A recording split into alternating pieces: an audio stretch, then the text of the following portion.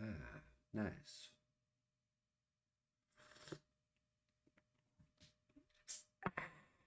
That's good tea right there. Yeah, it's a rainy day out there. Hi, guys.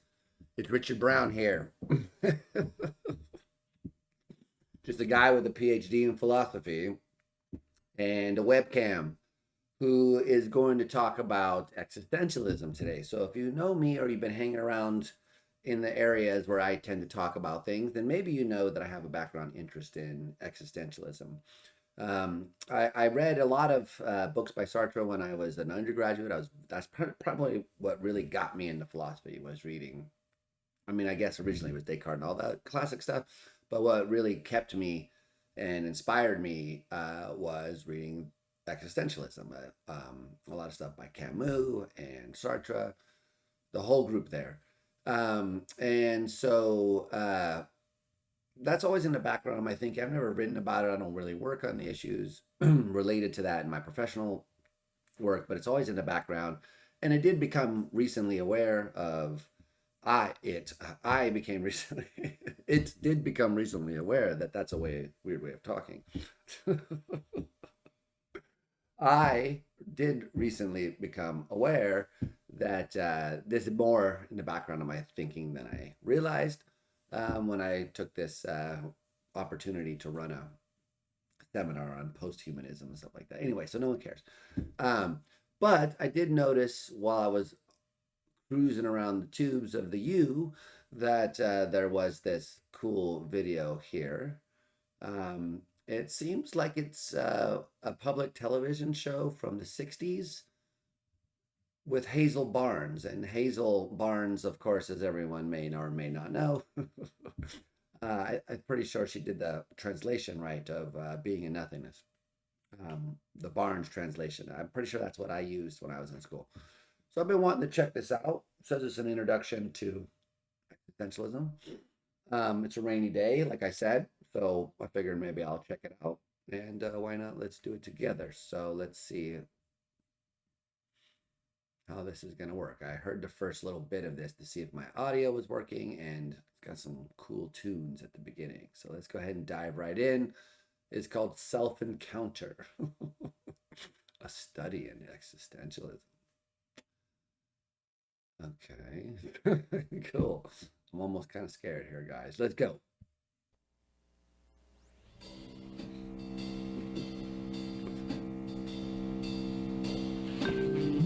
Oh,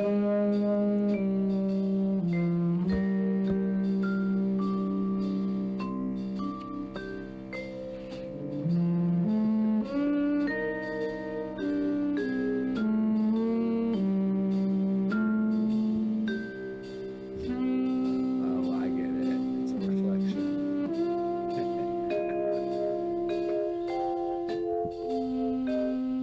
This is heavy already in the start. Whoa, dude, this is hardcore. All right.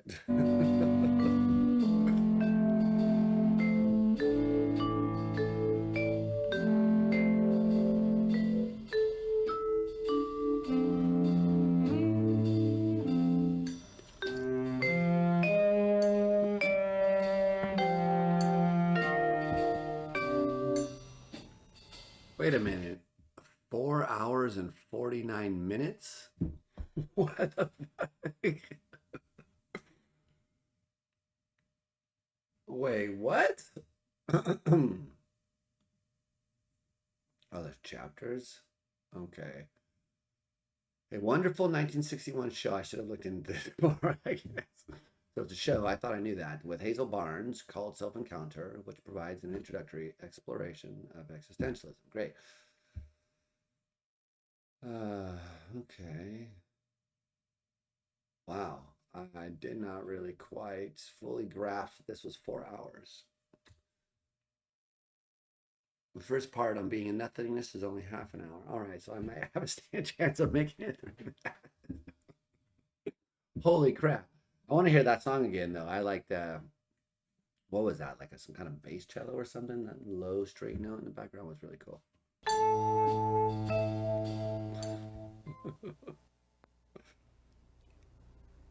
Existentialism is both a philosophy and a mood. As a mood, I think we could say that it is the mood of the 20th century, or at least of those people in the 20th century who are discontent with things as they are. Interesting. Wow, right off the bat. Okay, so it's a mood and a philosophy.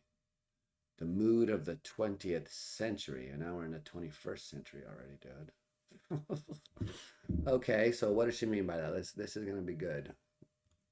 It expresses the feeling that somehow or other, all of those systems, whether they be social, or psychological, or scientific, which have attempted to define and explain and determine man, have somehow missed the living, individual person. Existentialism feels that we must return to man. And in returning to the individual man and his experience, we must also ask our question, what is man? For once again, the definitions which have been provided, and it seems as though in the 20th century everyone is giving definitions, those definitions of man in terms of his shot at analytic philosophy, maybe. Everyone's giving definitions, trying to analyze concepts.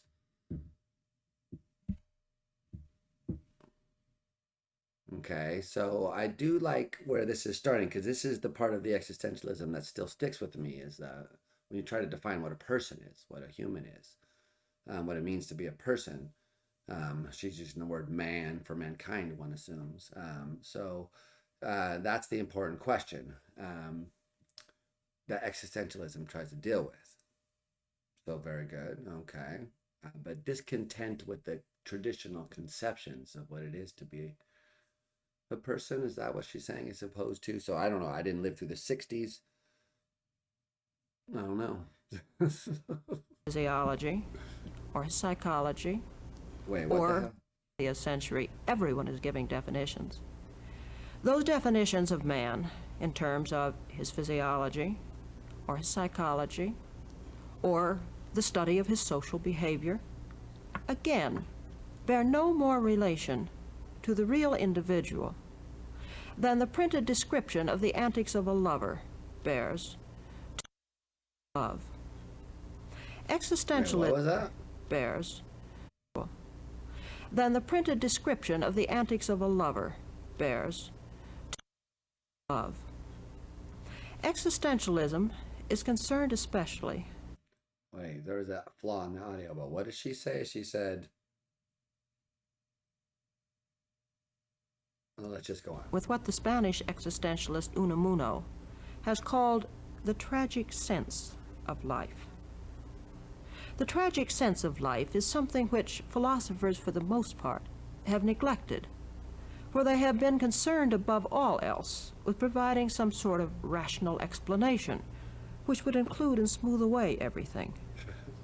But the existentialists feel that the old problem of evil has not been explained away, that the fact that man dies has not been taken care of, that the rational promises of immortality are not enough, and that man's suffering simply because he is man needs to be explored again. One of the best...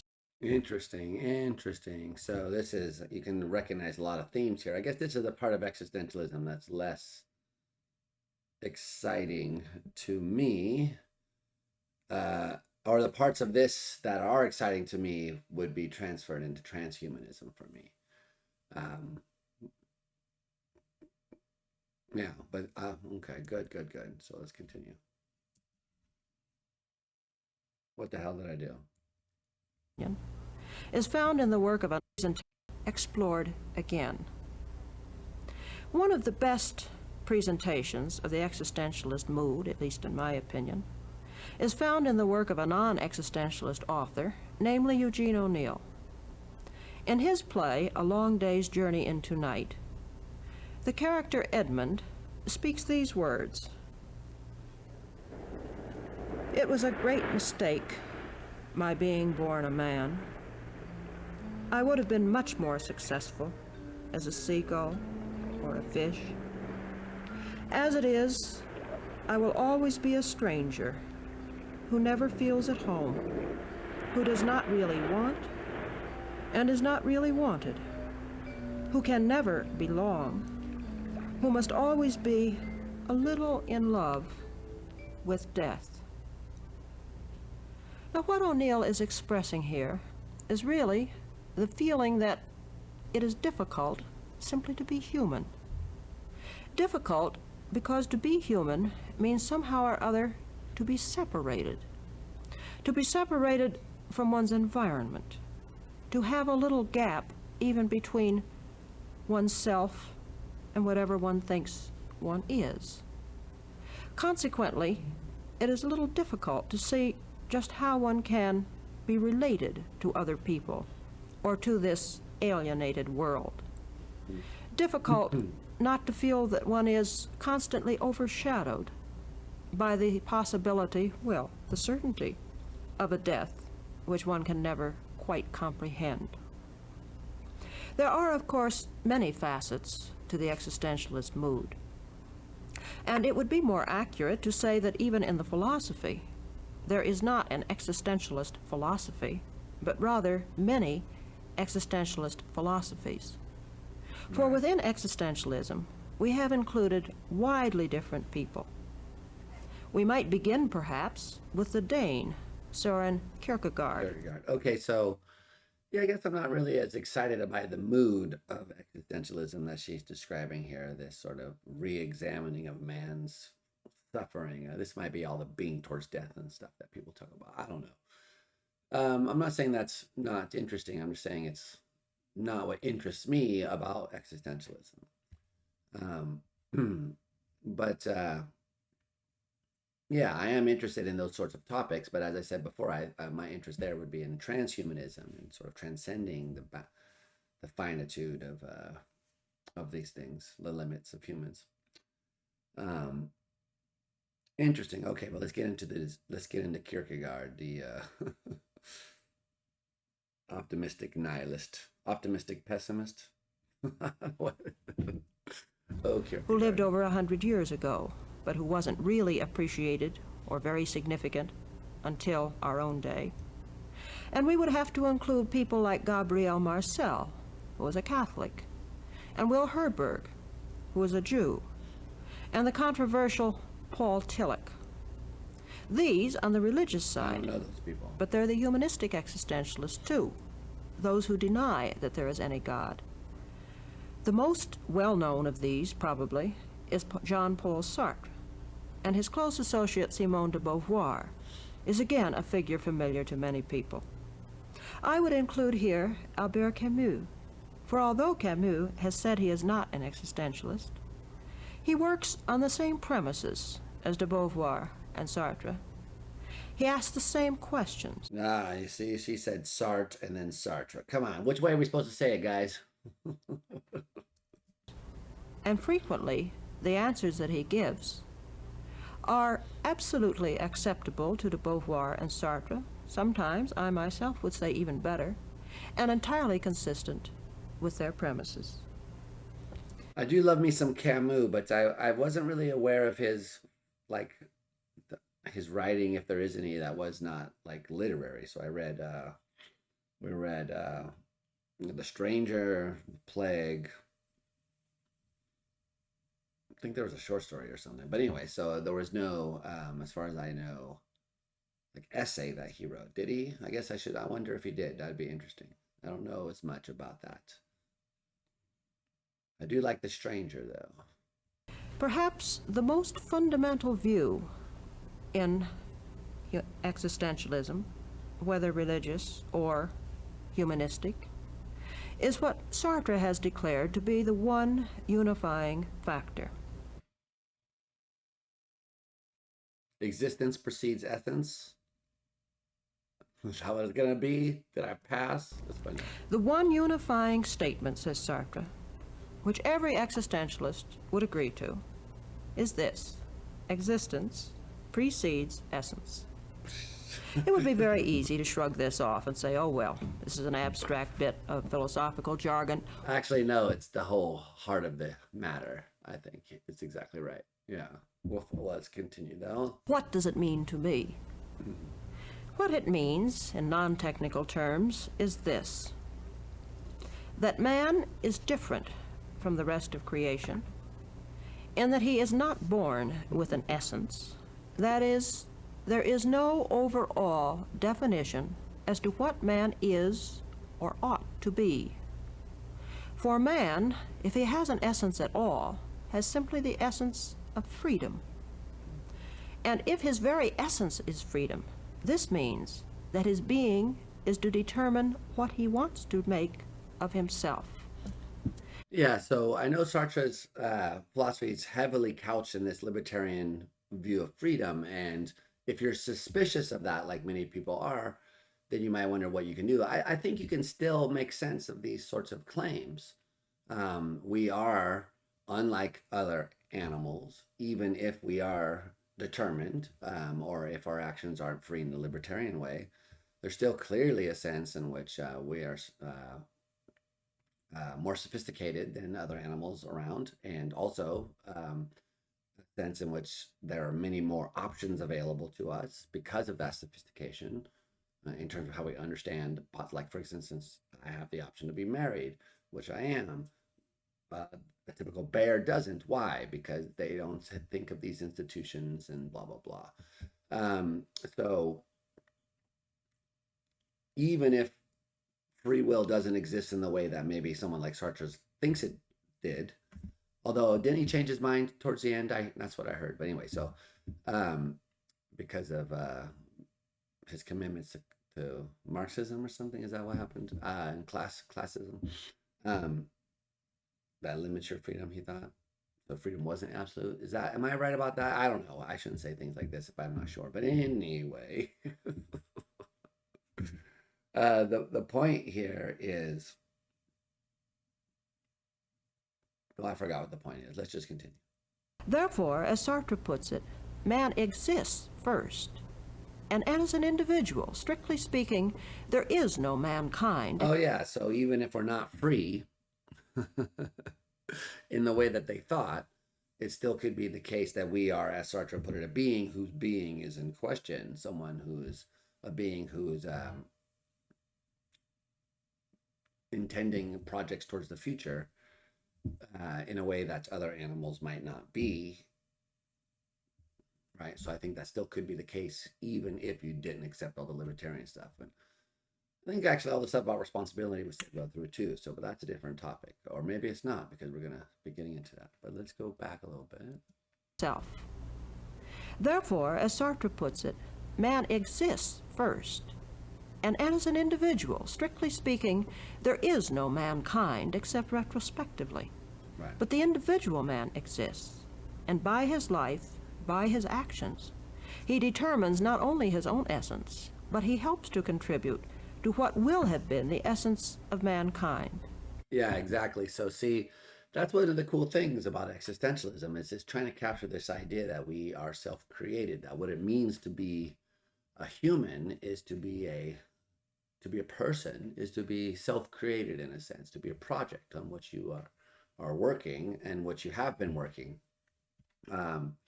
And so there's only, when you're looking back on the things that you have done, sort of what Sartre called the facticity, the things which are true of you, which a really detailed autobiographer could come up with, then you're contributing to sort of, like as she's saying here, the essence of mankind, in the sense that you're leaving a record of what it was to be human.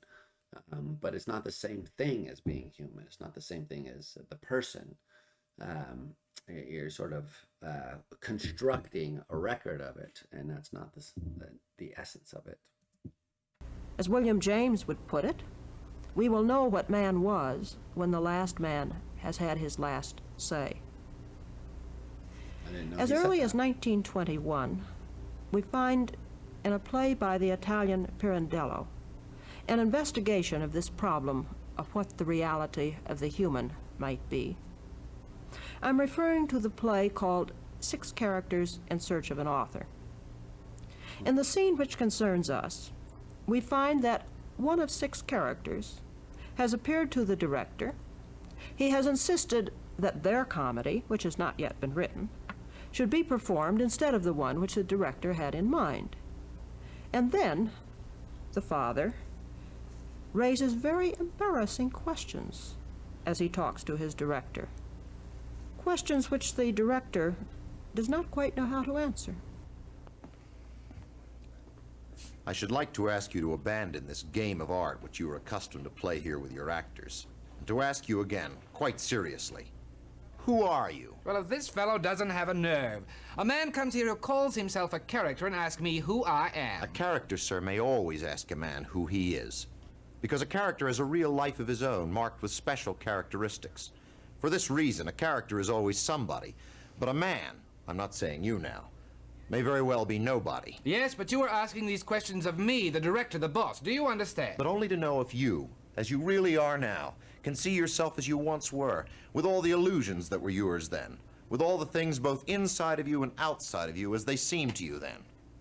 Well, sir, if you think of all those illusions which mean nothing to you now, of all those things which don't even seem to you to exist now, whereas once they were for you, don't you feel that the very earth under your feet is sinking away when you reflect that in this same way, this you as it seems to you now, this present reality of yours, is fated to seem a mere illusion tomorrow? Well, well, and where does all this take us anyway? Nowhere. It's only to show that if we characters have no reality beyond illusion, then you too cannot count overmuch on your reality as it seems today, since like that of yesterday it may prove a mere illusion tomorrow. Oh, excellent. Next you'll be saying that you, with this comedy of yours you have brought me here, are more true and real than I am. But of course, without a doubt. Oh, really? But I thought you understood that from the beginning. More real than I. If your reality can change Well, from of day to course day... it can change the same as anyone else's. No, sir. Not ours. Look here. Our reality doesn't change. It can't change. It can't be other than it is because it's already fixed. Forever. It's terrible. Ours is an immutable reality that should make you shudder when you approach us, if you are truly conscious of the fact that your reality is a transitory and fleeting illusion, taking one form today and another tomorrow. An illusion of reality in this fatuous comedy of life which never ends, nor can never end, because if it were to end tomorrow, why then all would be nothing. Oh, for God's sakes, will you at least stop this philosophizing and let us try and shape this comedy which you yourself have brought us here? Oh, this is philosophizing? Yeah, this is rough stuff. This acting is terrible, by the way, in my opinion. Sorry. I'm not a play person. I don't like them. Can't abide by them. This is... No. But even as far as the content of it, what are they? So what is this? This is the character in a play confronting the author of the story. It's like some wannabe Vonnegut. I don't know that. This is not for me, but I prefer... This is supposed to be for the public, so it's like in 1961, the average person would know what this is, I guess. I have no idea. Argue and philosophize a bit too much, my dear sir. But believe me, I feel what I think. And I seem to be philosophizing only to those who cannot think what they feel, because they blind themselves with self-sentiment. I know that to many people such self-blinding seems much more human, but the contrary is really true. For a man never reasons so much or becomes so introspective as when he suffers. It's when he suffers that he seeks to find the reasons for his suffering, to find out whether it's just or unjust that he should have to suffer them. But on the other hand, when a man is happy, he takes his happiness as he comes and doesn't think about, just as if happiness were his right. An animal suffers without reasoning about its suffering. But take the case of a man who suffers and begins to reason about it, and oh no, it can't be allowed. Let him suffer as an animal suffers, and then, ah, yes, he is human. Oh, look here, you're off again, philosophizing worse than ever. I'm not philosophizing. I'm crying aloud the reason of my suffering. Pirandello's scene. Holy moly. Okay, so what are we supposed to take from that lengthy exchange?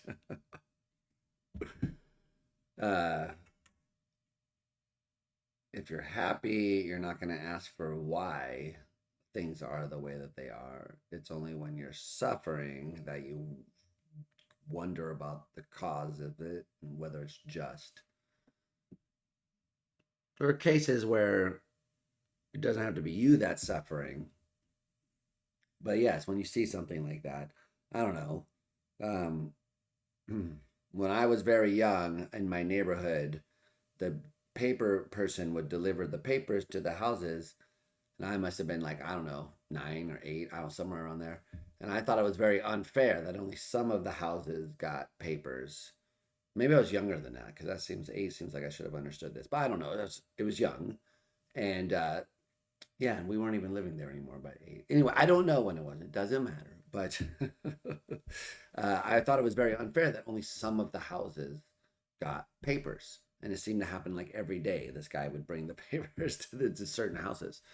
So I went out there one day and I took all the papers from the houses that had them and put them um, on the houses that didn't have them. I thought it would be like for once, the other houses should have the papers, the newspapers. For those that don't know, newspapers are these papers that they would print news on and then deliver to your house. Okay, so I wasn't really suffering. I just sort of thought it was unfair. So, I'm not saying I was right or anything. I'm just saying I don't think you need to really suffer in order to wonder about stuff like fairness, because I had a misguided conception of fairness. Maybe like those people didn't want the paper, perhaps, or who knows. Whatever the case may be, the issue was more complicated, but nonetheless, I had some sense of like fairness and what it means and stuff like that. So it didn't involve suffering, and of course, I didn't have a perfectly happy life either. But anyway, so I guess I'm suspicious of that. But I guess what he's saying is that because he's suffering, he's understands something deeper or something, suffering of knowing he's trapped in this static reality or something like that. I don't know. Hashtag what's it like to be a time slice? Time slice problems. Is existentialist in two ways. In the first place, Pirandello is saying that philosophy may indeed stem from the suffering of man, because man finds that his very existence is somehow or other painful. And this is what Unamuno meant when he spoke of the tragic sense. And besides this, our very existence is suffering. Okay. I guess I didn't get that from there, but okay. Pirandello recognizes that man is not an entity or a thing, not even really a being. Rather, he is a becoming, a constant changing, a process.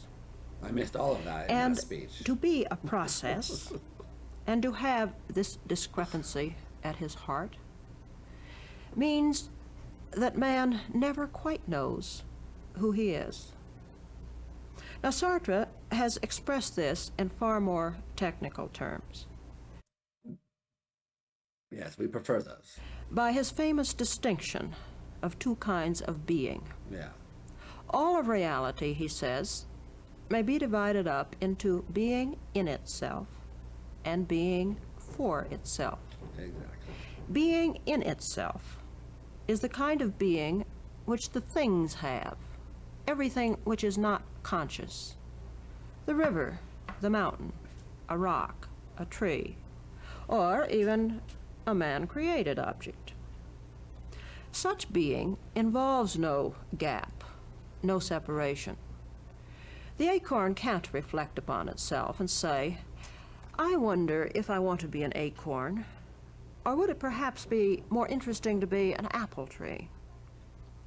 In fact, the acorn can't know what it is, because it simply is. It can't reflect upon itself. As Sartre would say, it's too full, too dense, too much, as he says, just a plenitude or a mass of being. Now, the other kind of being for That's it. a bit dramatic of the acorn. It's not too full. It just doesn't have a mind. But I know, because what he's talking about is the emptiness. I get what's happening here. So it's the being in nothingness, the nothingness of which he speaks is our intending towards the future, the thing which doesn't exist. Like when I was working towards my PhD, trying to earn my doctorate, that myself as Dr. Brown didn't exist. It's had non-existence. It was nothing in a sense. But I was aiming towards it, and all my actions were organized around that. And if you wanted to know what I was doing on any given day, more than likely you would have to know something about that long-term project of mine in order to make sense of it. Not every single moment of every day, but my whole schedule was arranged around taking classes, completing coursework, writing papers, going to conferences, getting feedback, etc. So that's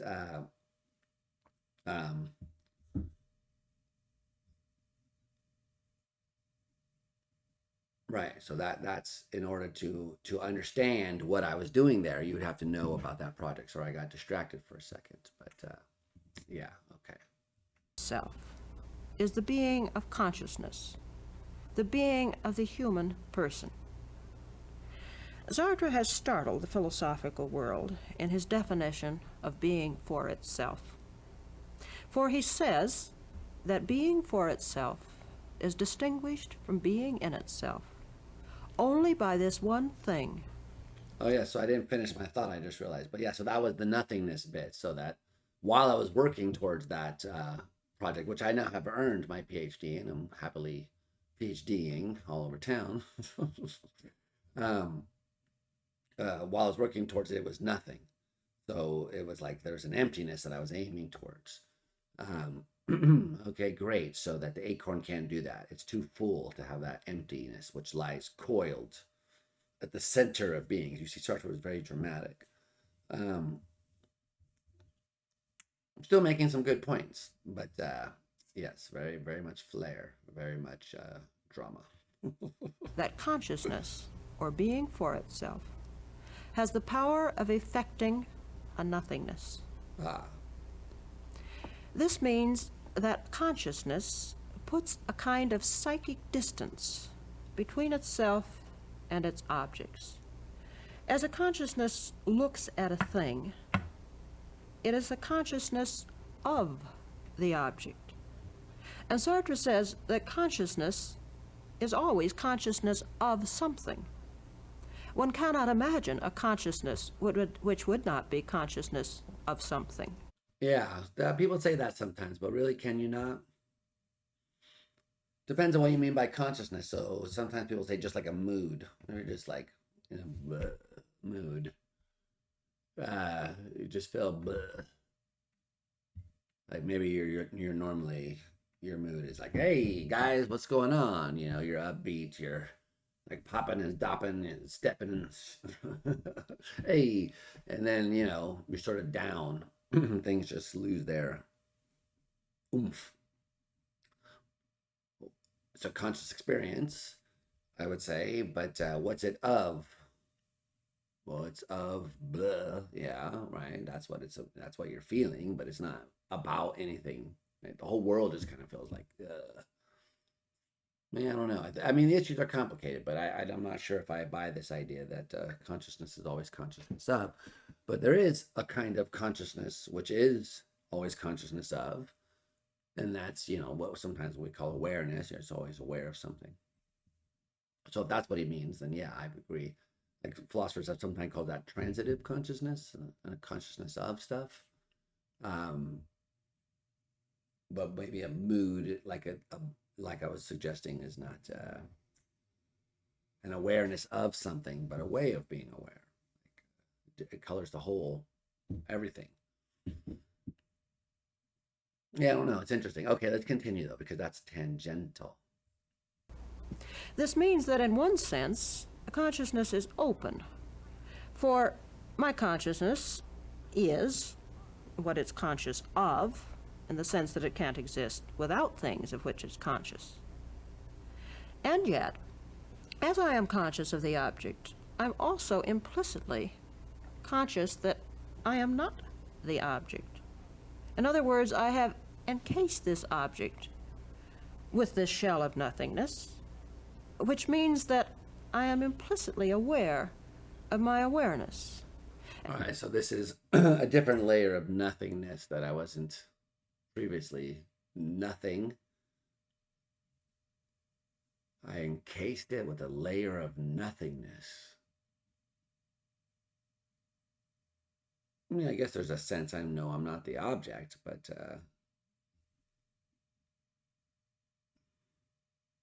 yeah, this part's going over my head here, guys. Consequently, I know the world. I am aware of the world by knowing what I am not, and by knowing that one object is not another object. On the other hand, this means that consciousness is closed in on itself, too. For if I am aware of not being the object, then I can't escape from my own consciousness. I can't get outside it. I can never know what the world would be like independently of my knowing it. This interplay of being in itself, which is the being of something other than a consciousness, and being for itself, is very interestingly given us in a scene from de Beauvoir's novel called She Came to Stay. Françoise is sitting in front of one of the cafes in Paris and silently musing to herself. And suddenly she remembers something from far back in her childhood. And like Proust, she sets out on the pursuit of time past. She felt a sudden anguish. It was not a definite pain, but she began to delve deep into the past to unearth a similar pain. Then she remembered. The house was empty. I was standing on the first floor, a little girl, holding my breath. It was funny to be there all alone. It was funny, and it was frightening. The furniture looked just as it always did, but at the same time, it was completely changed. It was thick and heavy and secret. My heart seemed to turn over. My old jacket was hanging over the back of a chair. It was very old, and it looked very worn. It was old and worn, but it could not complain as I, Françoise, complained when I was hurt. It could not say to itself, I'm an old, worn jacket. Oh my God, dude. This is rough. I mean, I get it. This is supposed to be for like popular presentation in the 60s. Like, I get this is supposed to be like a television show. This is just so corny, in my opinion. Oh my God, dude. So the in itself is just like the object as it is. It doesn't experience things. The for itself is the experiencer, the object which can become aware of itself and other objects. Yeah, okay, it doesn't seem all that dramatic. Jesus.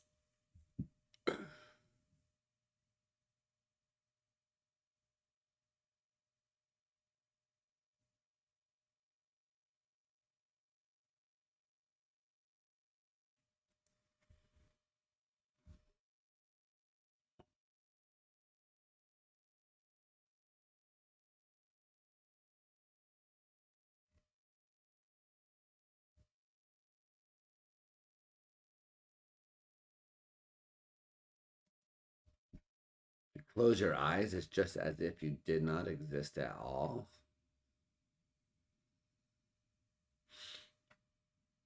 Yeah, I'm not buying it.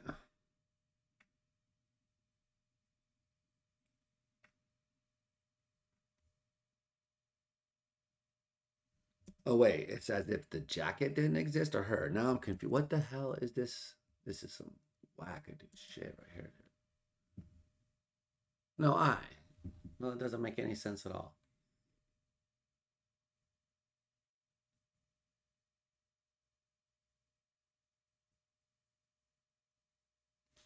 Um,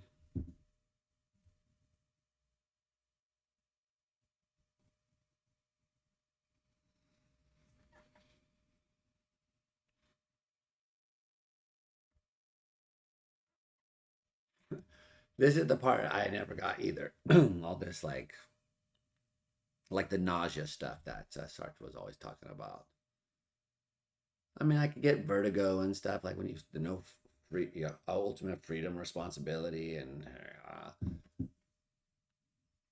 the closest thing I've ever come to having an experience like they're trying to depict here, which you know, I need to get a grip on myself because this is too much. Sometimes when I really start thinking about representationalism, and I'm like, oh, okay, so this experience of the book over there is in my mind, and what if there are only minds, and this could be all like idealism, and when that stuff starts to make me go, whoa, whoa, whoa, like the things I'm experiencing right now, this table is really maybe a mental object. That gives me a sense of like standing on the edge and looking over and being like, whoa, this is a lot. But just looking at the sweater and thinking that I'm not it.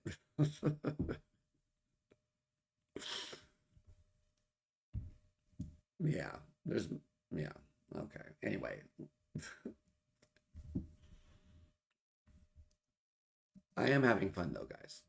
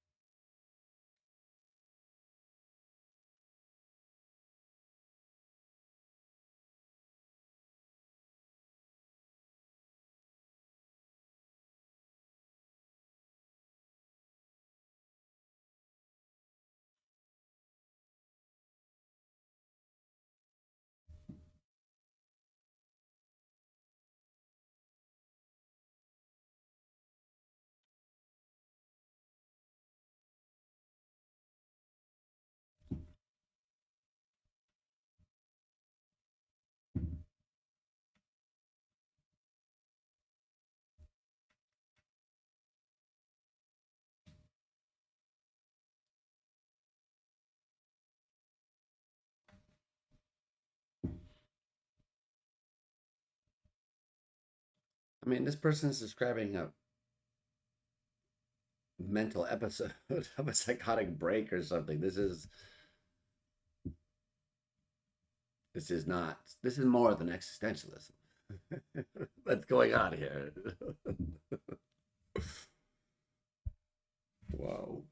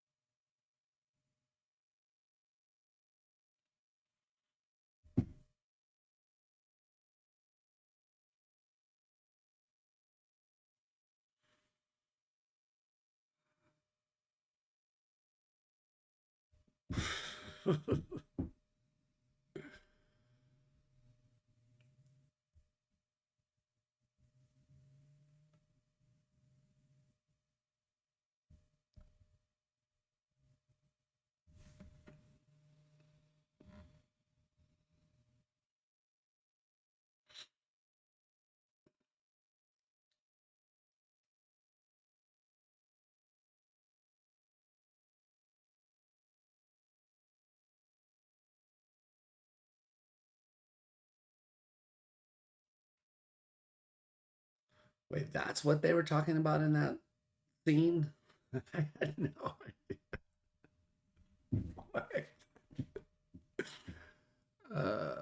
Okay, dude. Yeah. I mean, that's kind of just like the Kantian point that to imagine any sort of experience requires imagining it like from a point of view. So if you're trying to picture what the world would be like without you in it, you're sort of trying to picture the experience of the world, what it would be like without you in it. Um, and even if you're picturing it like from a very high point of view, like in a movie opening where it just shows people going around or for scenes playing out, you're still picturing it from a point of view, a fictional one, or one that you're imagining is not there or something like that.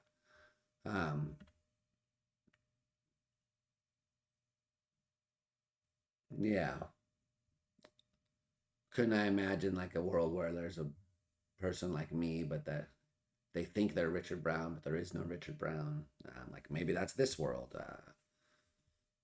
Would that be a world in which I don't exist? Is this that world? Oh man, this is yeah, okay. So let's continue because it's bringing out the cornball on me.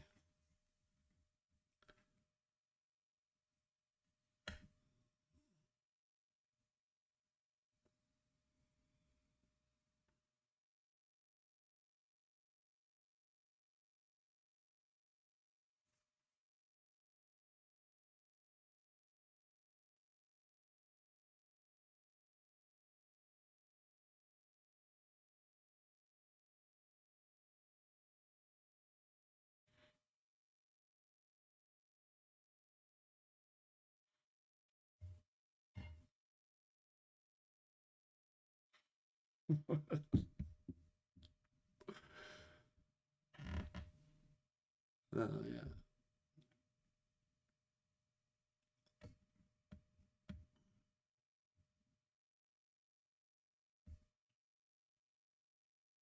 Coiled at the worm, yeah. Oy.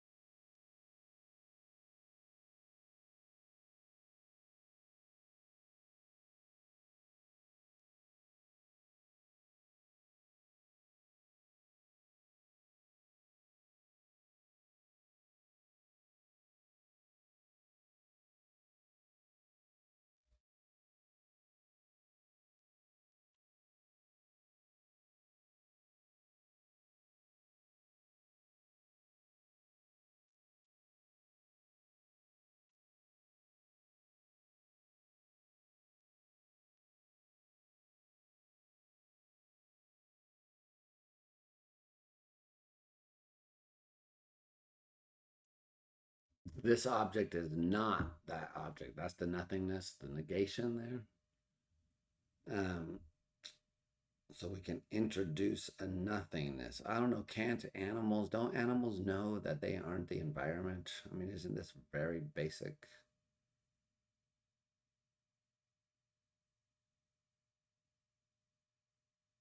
The nothingness bit. I like my way of thinking about it and tending towards the future, that bit. Maybe I'm mm, not really capturing what Sartre meant by nothingness there. I don't know how to think about it more.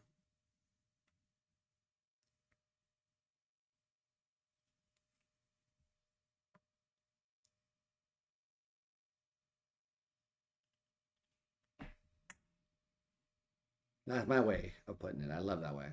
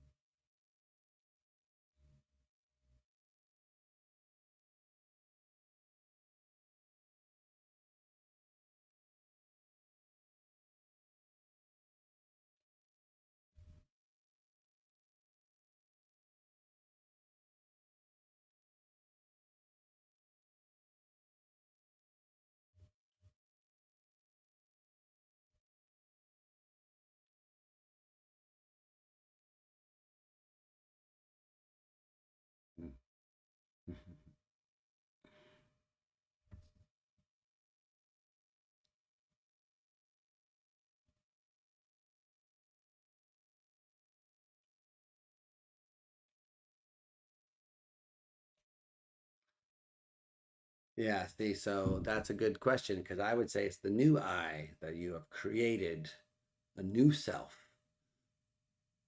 This is why I think this fits with like my transhumanist views, because if we could upload or become like infused or combine with technology, we would still be human because being human, in my opinion, being a person, um, involves this project thing. Okay, cool. But yeah, there's a lot of drama in the way that they're putting this. Okay.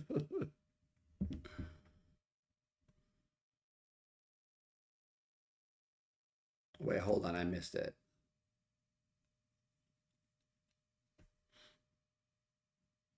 Yeah, okay.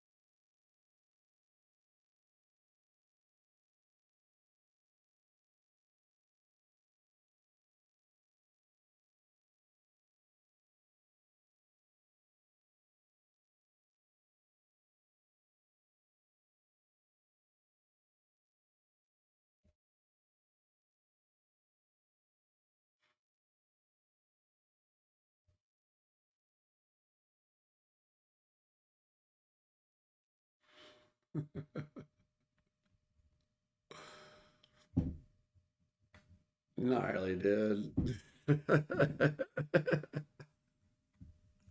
That's how they end it. Holy snackadelica. Okay, wow. That was something, man. That was something. Self encounter. So there's more of that. I almost want to watch more of it, but yeah, I mean, that was a pretty good introduction to existentialism, I guess.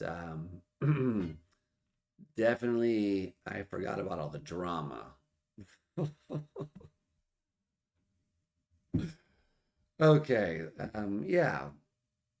Let me know if I should listen or react to more of these, or if I should just watch it on my own, because I don't feel like I'm adding very much to it. But it's fun to watch it with you guys. So let me know.